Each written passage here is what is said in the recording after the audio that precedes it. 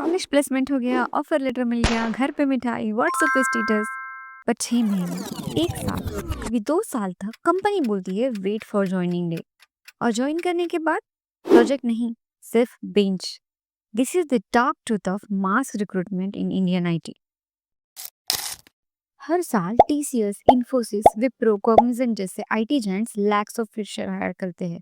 Campus drive में एक दिन में 500,000 स्टूडेंट सिलेक्ट हो जाते हैं। सुनने में मस्त लगता है ना, बट रियलिटी में हर फ्रेशर को प्रोजेक्ट नहीं मिलता।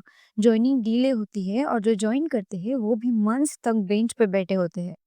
2023 एंड 4 में 10,000 प्लस फ्रेशर्स ज्वाइनिंग के वेट में थे। इन्फोसिस ने बोला बिजनेस नीड्स आएंगी तो डेट मिलेगी। विप्रो ने तो लेवल अप करके प्रोजेक्ट रेडीनेस टेस्ट लिया, फेल हुए तो ऑफर कैंसिल।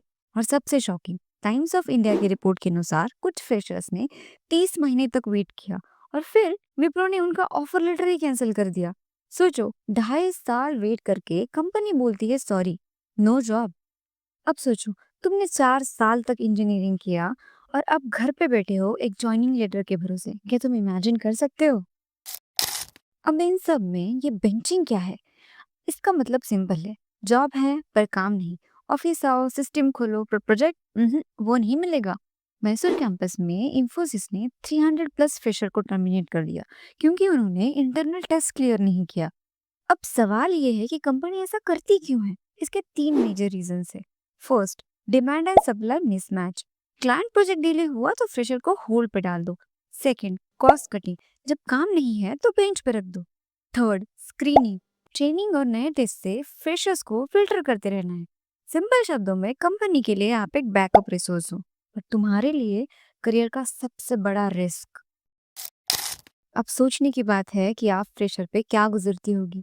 घर वाले सोचते हैं बच्चा ब्लेस्ड है, बट रियलिटी में वो तो घर पे आइडल बैठा है। 1 साल का गैप रिज्यूमे को वीक कर देता है, कॉन्फिडेंस गिरता है, और कई लोग मजबूरी में दूसरे करियर्स, नॉन कोडिंग जॉब्स या हायर स्टडीज चूज कर लेते हैं। तो अब आपको क्या करना चाहिए?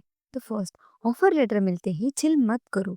ज्वाइनिंग डिले में side projects, freelancing, GitHub contribution करते रहो। सर्टिफिकेशंस करो जैसे अज़ूर फंडामेंटल, क्लाउड, रिएक्ट, जावा ऐसे कोर्सेज करते रहो। कंपनी से फॉलोअप जरूर लो, लेकिन अपना टाइम वेस्ट मत होने दो। एक लाइन हमेशा याद रखना, offer letter is not equals to job security. Skills ही असली करेंसी है। तो अगली बार जब कोई आपको बोले मास रिक्रूटमेंट हो रहा है, सबको जॉब मिल रही है, तो समझ लो पिक्चर उतनी सिंपल नहीं है। प्लेसमेंट एक पेपर है, करियर एक फाइट।